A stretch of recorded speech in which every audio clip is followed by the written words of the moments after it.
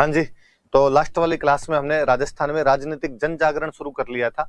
हम कुछ ऐसे संगठन पढ़ रहे थे जिनके माध्यम से राजस्थान में पॉलिटिकल अवेकनिंग का काम किया गया था, और उन्हीं में से हमने सबसे पहले एक संगठन पढ़ा था राजपूताना देसी भारत मध्य भारत सभा, जो कि रियासती भारत का पहला पॉलिटिकल ऑर्गेनाइजेशन हुआ करता था। और हमने बताया था कि 1918 में दिल्ली में कांग्रेस का अधिवेशन हुआ। उसी समय दिल्ली के अंदर चांदनी चौक के मारवाड़ी पुस्तकालय के अंदर जमनालाल बजाज, विजय सिंह पथिक, आपके गणेश शंकर विद्यार्थी, नरसिंह देव, सरस्वती, चांदकरण, शारदा, इन कुछ लोगों ने मिलकर एक वो संगठन बना लिया। शुरुआत में कहा गया कि इसका कार्यालय कानपुर रखो, लेकिन बाद में इसका कार्यालय अजमेर लाया गया था। पहले अधिवेशन में इसका अध्यक्ष थे गिरधर शर्मा। दूसरा अधिवेशन इसका दिसंबर 1919 में अमृतसर में कांग्रेस के समानांतर हुआ। तीसरा अधिवेशन इंपोर्टेंट है, जो कि 1920 के मार्च में अजमेर में हुआ। जमनालाल बजाज इसमें अध्यक्ष थे। इसी में भूप सिंह जी ने कहा था मैं विजय सिंह हूँ। इसी में केसरी सिंह बारट और गोपाल सिंह करवा जैसे जो क्रांतिकारी थे वो छूट के आए थे, तो उन लोगों ने भी इस अधिवेशन के अंदर भाग लिया था। और फिर 1920 के अंदर आपका यह अधिवेशन नागपुर में कांग्रेस अधिवेशन के समानांतर हुआ, जिसमें विजय सिंह का पति के कहने पर किसानों की प्रदर्शनी दिखाई गई थी। और उसके बाद कांग्रेस की सहयोगी संस्था इस राजपूताना मध्य भारत सभा को मान लिया गया था। उद्देश्य यह था कि कांग्रेस का अधिकाधिक प्रचार प्रसार करना है, देशी राज्यों में राजनीतिक जागरूकता लेके आनी है, उत्तरदायी शासन की स्थापना वगैरह करवानी है। इसी दौरान विजय सिंह पथिक गांधी जी से मिले थे, और गांधी जी कहने पे वर्धा से एक समाचार पत्र निकालना शुरू किया था जिसका नाम था राजस्थान केसरी, जिसमें केसरी शब्द केसरी सिंह बारट का है। उसके संपादक विजय सिंह पथिक थे, उसके उप संपादक रामनारायण चौधरी थे, और पैसे देने का काम आपके जमनालाल बजाज किया करते थे उस अखबार का, राजस्थान केसरी का। और वर्धा से निकालना शुरू किया था और राजस्थान केसरी। और वर्धा में एक संगठन बनाया था जिसका नाम था राजस्थान सेवा संघ, जो कि विजय सिंह पथिक, रामनारायण चौधरी और हरिभाई किंकर ने बनाया था। लेकिन बाद में उसका कार्यालय तो हालांकि अजमेर लेकर आ गए थे। हम पढ़ते हैं कि विभिन्न किसान आंदोलनों में वो संगठन अपनी मुख्य भूमिका निभाता है, परंतु बाद में नेताओं के आपसी मतभेदों की वजह से 2829 तक जाते जाते वो राजस्थान सेवा संघ खत्म हो जाता है। राजस्थान सेवा संघ वालों का मुख्य पत्र हुआ करता था नवीन राजस्थान, जो कि अजमेर से निकलता था, और बाद में इसका नाम बदलकर तरुण राजस्थान कर दिया गया था। शुरू में विजय सिंह पथिक निकालते थे, बाद में रामनारायण चौधरी और शोभाराम गुप्त इसे निकालते थे। इन दोनों को गिरफ्तार भी किया गया था। शोभालाल गुप्त को तो इसके लिए बाकायदा 2 साल की सजा भी हुई थी। फिर जयनारायण व्यास ने इसको ब्यावर से निकालना शुरू कर दिया था। ये तमाम बातें हमने पढ़ी थी। फिर एक संगठन पढ़ा था अखिल भारतीय देशी राज्य लोक परिषद, जिसके लिए 1922 में पुनः से प्रयास करने शुरू किए थे। 1926 में एक समिति बनी थी। 27 के अंदर बॉम्बे के अंदर इसका गठन किया गया था, और दीवान बहादुर रामचंद्र राव उसके अध्यक्ष बनाए गए थे। विजय सिंह पथिक उसके उपाध्यक्ष थे, और रामनारायण चौधरी को राजपूताना और मध्य भारत सभा का सचिव बनाया गया था। 28 के अंदर कांग्रेस ने घोषणा की, प्रस्ताव पारित किया कि भाई देशी राज्यों में जो उत्तरदायी शासन है उसको स्थापित किया जाना चाहिए। 38 के अंदर कांग्रेस का जो हरिपुरा में अधिवेशन हुआ, इसमें सुभाष बाबू अध्यक्ष थे, उसके अंदर कहा गया कि प्रजामंडल आंदोलनों को हम अपना समर्थन देते हैं। तो प्रजामंडल आंदोलन में अचानक बूम आई थी। 28 के अंदर अपने राजपूताना देशी राज्य लोक परिषद का गठन किया गया था। 31 में इसका पहला अधिवेशन अजमेर के अंदर बुलाया गया, जिसके अध्यक्ष रामनारायण चौधरी थे, और उसके बाद राजस्थान में प्रजामंडल आंदोलन की शुरुआत हो जाती है। और राजस्थान में जो पहला प्रजामंडल बना था वो बना था अपना जयपुर राजधानी के अंदर बना था। आज हम उसी जयपुर प्रजामंडल की बातें करेंगे, उससे जुड़े हुए तमाम दूसरी चीजें भी हम देखेंगे। हम वहां से आते हैं, लिखा हुआ है जयपुर प्रजामंडल। हाँ जी, तो पिछली क्लास से हमने प्रजामंडल शुरू किए थे और हम जयपुर प्रजामंडल पढ़ रहे थे। मैं फटाफट रिवीजन करवा दूं आपको एक बार। तो हम पढ़ रहे थे 1931 में कर्पूर चंद पाटनी ने प्रजामंडल बनाया था। शुरुआत में ढंग से काम किया नहीं, तो 1936 में बजाज जी ने उसका पुनर्गठन किया, और चिरंजी लाल मिश्र और आपके दूसरे हीरालाल शास्त्री को इसका मुखिया बना के चले गए थे। उनको अध्यक्ष बना दिया था और उनको मंत्री बना दिया था।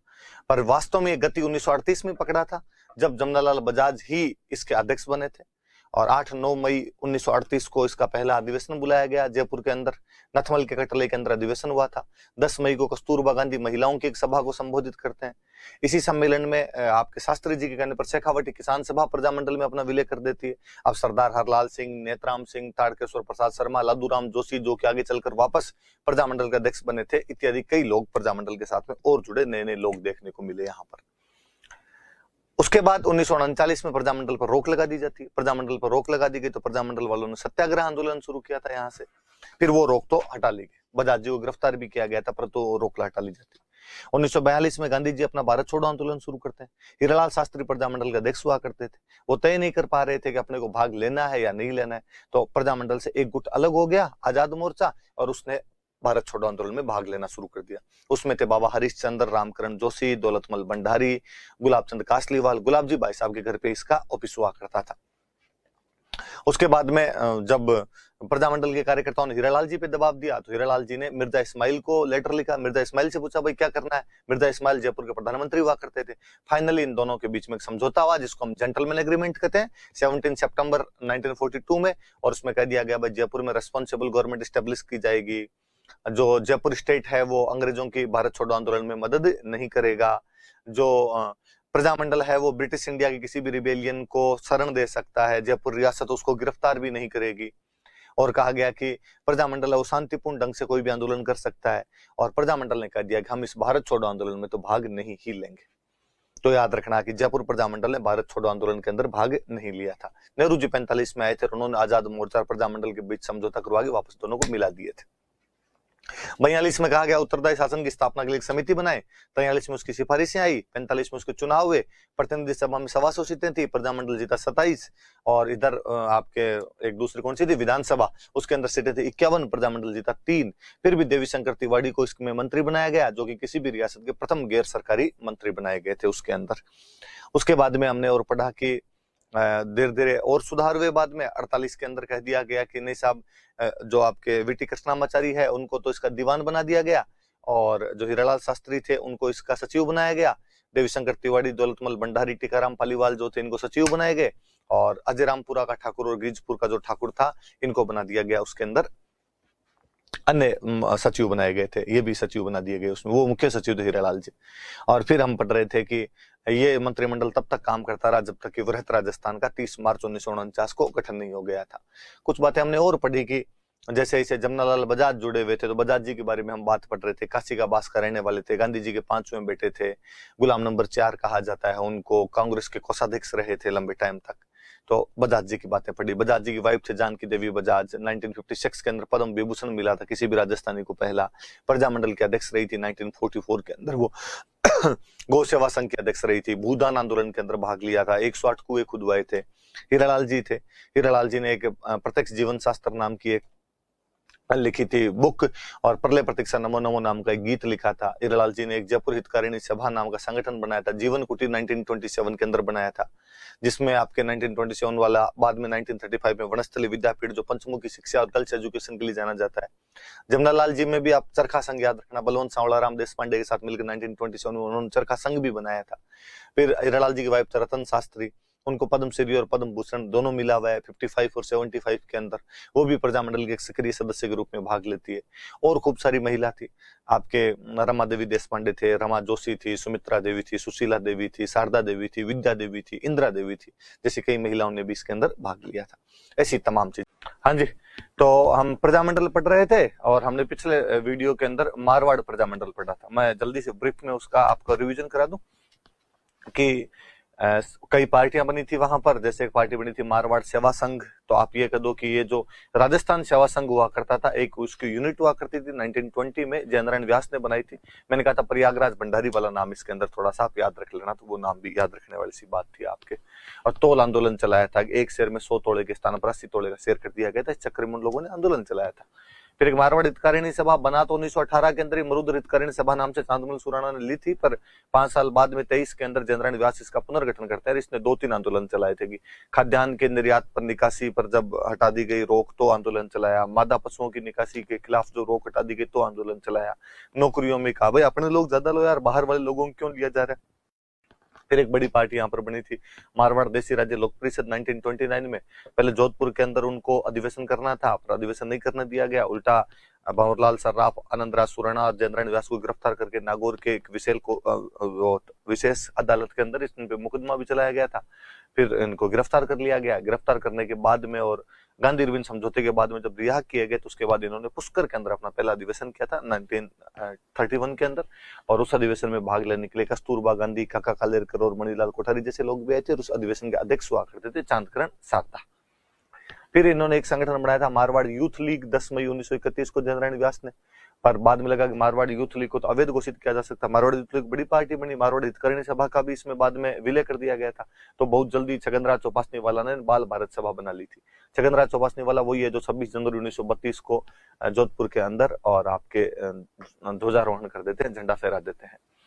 फिर हमने उसके बाद और पढ़ा कि प्रजामंडल ही बना लिया था इन्होंने, भंवरलाल सर्राफ को अध्यक्ष बना दिया गया था 34 के अंदर प्रजामंडल का, फिर जो रणछोड़ दास गट्टाणी थे उनकी दो पार्टियां और पड़ी थी हमने, एक तो नागरिक स्वतंत्रता संघ जो कांग्रेस की एक पूरक संस्था हुआ करती थी, और एक बाद में उन्होंने मारवाड़ लोक परिषद नाम की पार्टी और बनाई थी। ये मुख्य मुख्य घटनाएं पड़ी थी।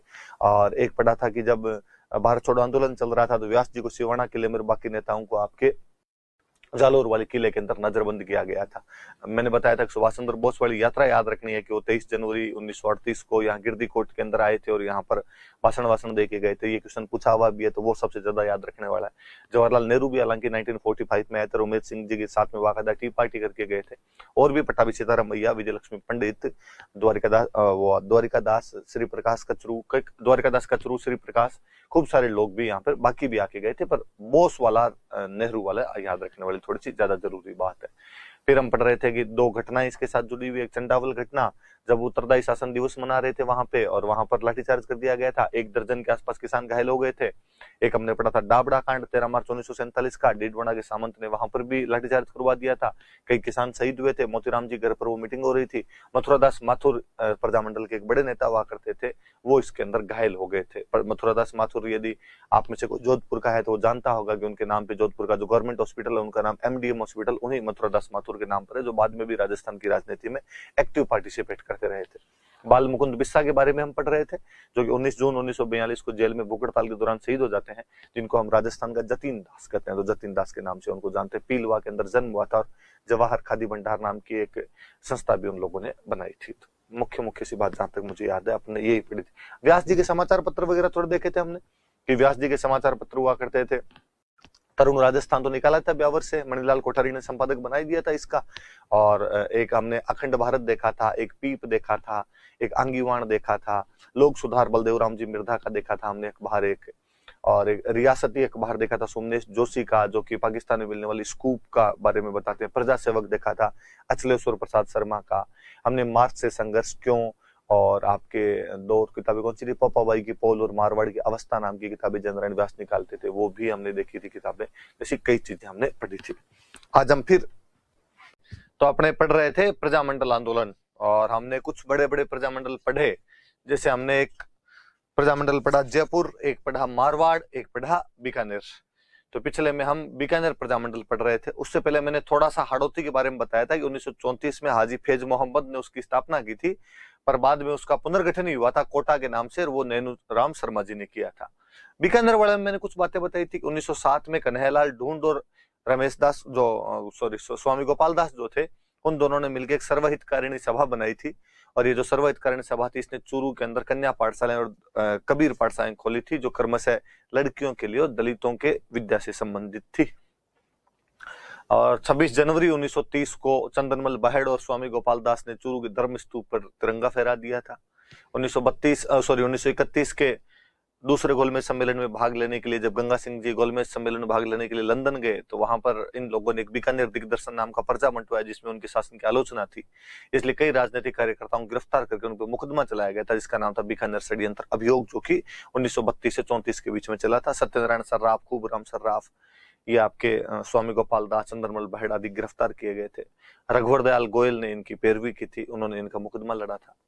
फाइनली प्रजामंडल बनाया गया था आपके कलकत्ता के अंदर, वैद्य मग्घाराम ने प्रजामंडल बनाया था। मुक्ता प्रसाद, रघुवर दयाल गोयल, लक्ष्मी देवी आचार्य आदि दूसरे इसके संस्थापक सदस्यों के अंदर से थे। रघुवर दयाल गोयल बाद में एक पार्टी और बनाते हैं, बीकानेर राज्य परिषद या बीकानेर प्रजा परिषद नाम की एक पार्टी और बना ली थी उन्होंने। और फिर हमने एक बात पढ़ी थी कि इन प्रजा परिषद वालों की एक मीटिंग थी राय सिंह नगर में, और जुलूस निकल रहा था 1946 में, और उस पर फायरिंग कर दी गई थी। 1 जुलाई को बीरबल नाम का एक लड़का शहीद हो गया था। 17 जुलाई को उस बीरबल के नाम पे बीरबल दिवस भी मनाया जाता है। और इंदिरा गांधी ने जैसलमेर शाखा, उसका नाम बीरबल शाखा कर दिया गया था। हम ये भी पढ़ रहे थे कि यहाँ पे 1946 में 2 दिवस मनाए गए थे। 23 जनवरी को मनाया गया था नेताजी दिवस, और 26 जनवरी को मनाया गया था स्वतंत्रता दिवस। उससे पहले 1944 में शार्दुल सिंह के दमन के खिलाफ 26 अक्टूबर को बीकानेर दमन विरोधी दिवस भी मनाया गया था। तो हमने कहा था भाई दिवस वगैरह भी थोड़े से याद रखने अपने को।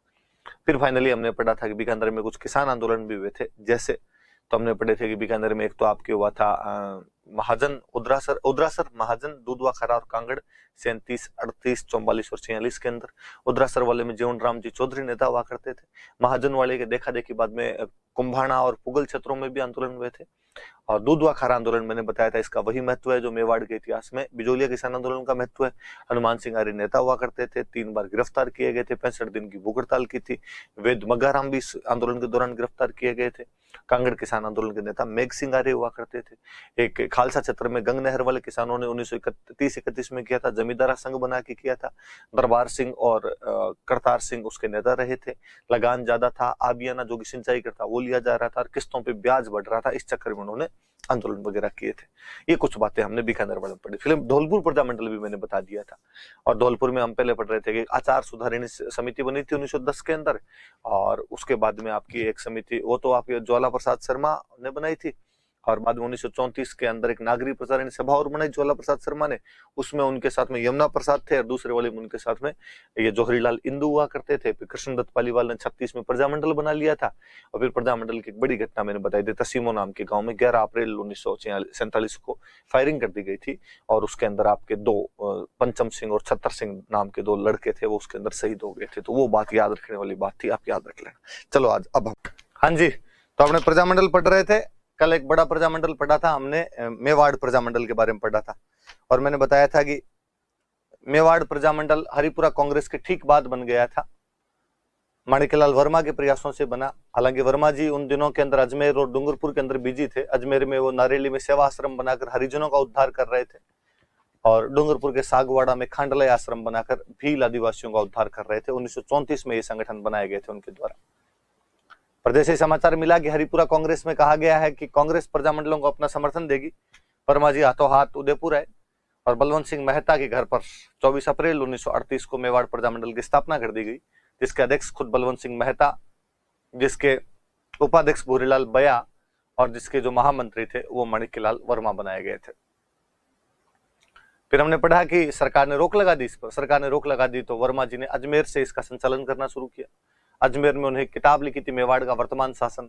इस किताब में मेवाड़ के शासन की आलोचना की गई थी।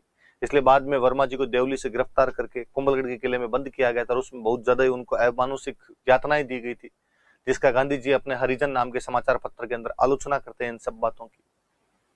हम पढ़ते हैं कि बाद में जब प्रजामंडल से प्रतिबंध हटा दिया गया था, सत्याग्रह चलाया था। हालांकि सत्याग्रह में भी रमेश चंद्र व्यास जो भीलवाड़ा के थे उसके प्रथम सत्याग्रही थे, जो आपके डोगरा कांड के अंदर भी शामिल हो चुके थे। 4 अप्रैल 1935 को ज्वाला प्रसाद शर्मा के साथ मिलकर पुलिस अधिकारी प्राणनाथ डोगरा को मारने का प्रयास किया था, पर उस घटना में इंस्पेक्टर सलाउद्दीन ही मारे गए थे। भूरेलाल बया को सरड़ा किले में नजरबंद किया गया था।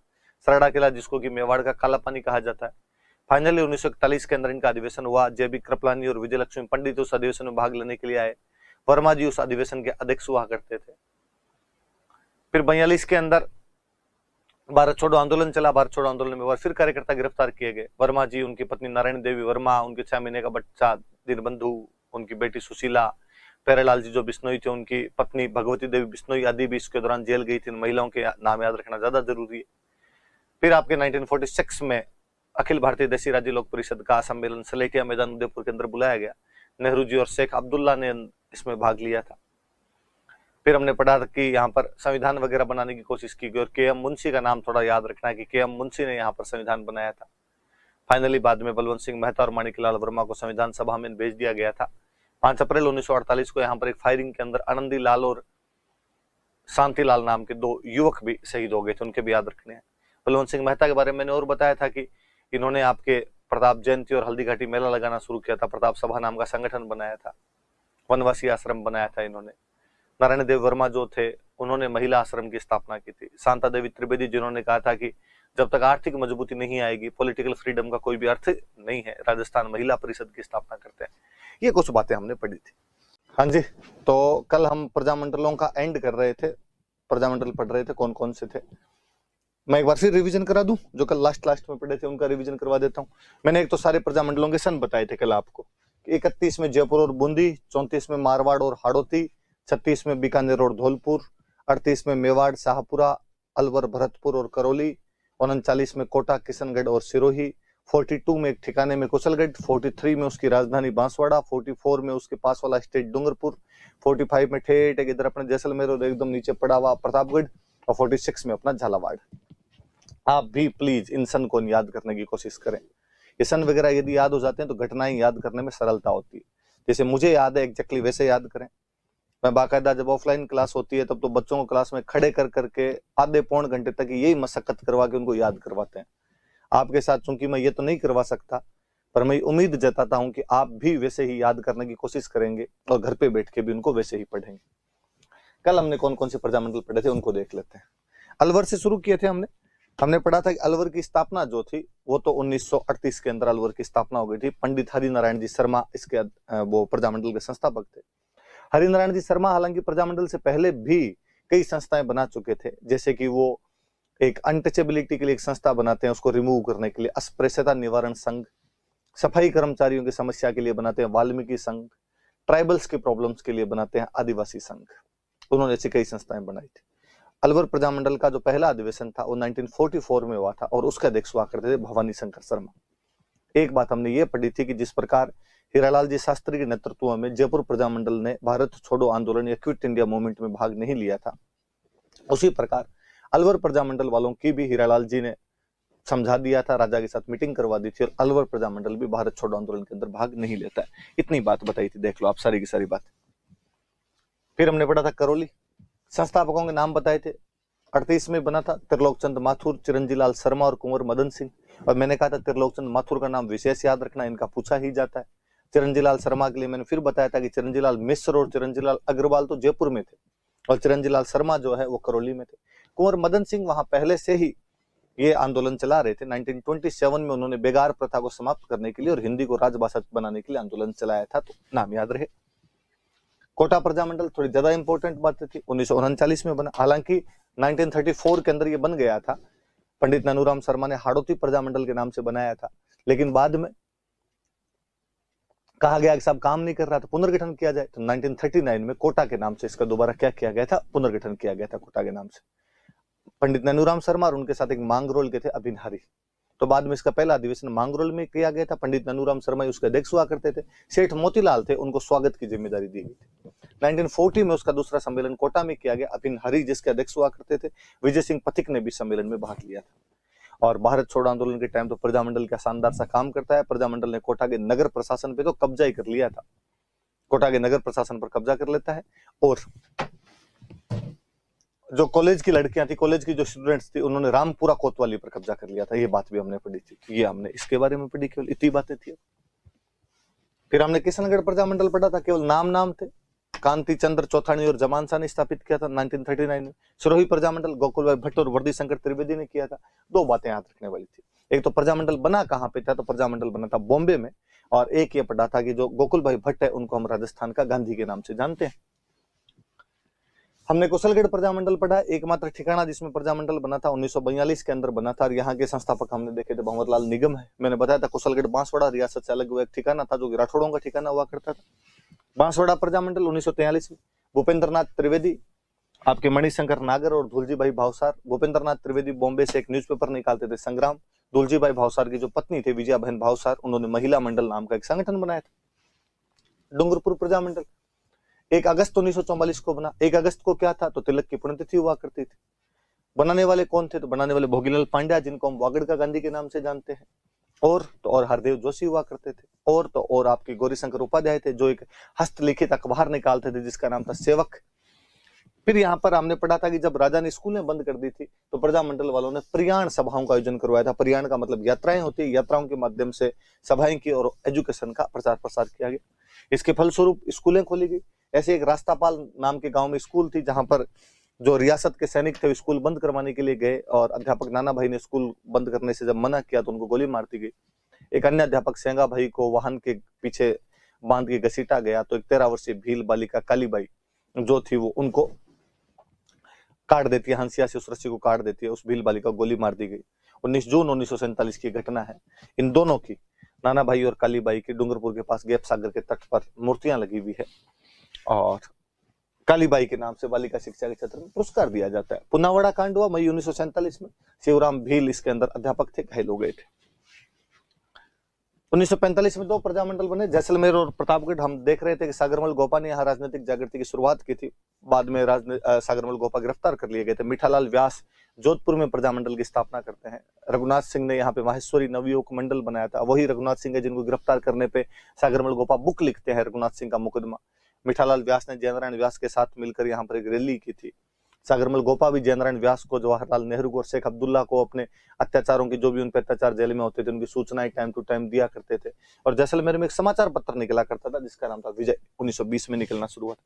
प्रतापगढ़ में ठक्कर बापा, अमृतलाल पायक और चुन्नीलाल प्रभाकर प्रजामंडल बनाने वाले थे। ठक्कर बापा एक बड़े आदिवासी नेता थे, इनकी प्रेरणा से प्रजामंडल बना था। सबसे लास्ट में झालावाड़ के अंदर बना था। पंडित ननूराम शर्मा पत्थरों के व्यवसाय के सिलसिले में झालावाड़ जाया करते थे, उनकी वजह से राजनीतिक चेतना आई थी। मांगीलाल भव्य ने प्रजामंडल बनाया था। हालांकि झालावाड़ के राजा हरिश्चंद्र बहुत भले आदमी थे, उन्होंने अपने नेतृत्व में उत्तरदायी सरकार की स्थापना कर दी थी। एच.के. मंगलानी कहते हैं कि झालावाड़ के राजा का ये कदम अभूतपूर्व था, प्रगतिवादी कदम था। ये सारे प्रजामंडल हमने पढ़े।